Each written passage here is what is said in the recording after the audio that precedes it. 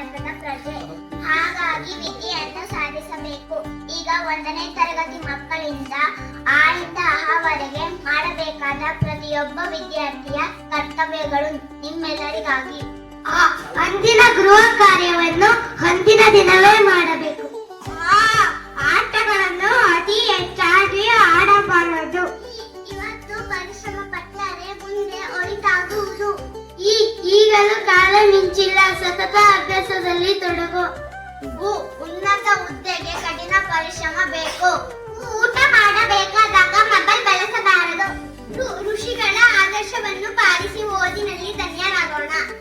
ಎತ್ತ ಕಡೆಗೆ ಓದನ್ನು ಬಿಟ್ಟು ಗಮನ ಕೊಡಬಾರದು. ಏರುತ್ತಲೇ ಇರು. ವಿದ್ಯೆಯನ್ನು ನಗುನಗುತ್ತಾ ಸಾಧಿಸು.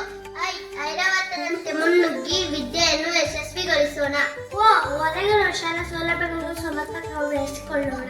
ಓದಿಗಿರುವ ಮಹತ್ವ ಹಾಗೂ ಸುಖ ಬೇರೆಲ್ಲೂ ಇಲ್ಲ. ಔದಾರ್ಯವಾಗಿ ಇನ್ನೊಬ್ಬರಿಗೆ ಸಹಕರಿಸಬೇಕು. ಅಂದು ಇಂದು ಮುಂದೆಂದು ದುಷ್ಟತೆಗಳಿಗೆ ಬಲಿಯಾಗಬಾರದು. ಈ ರೀತಿಯಾಗಿ ಓದಿದ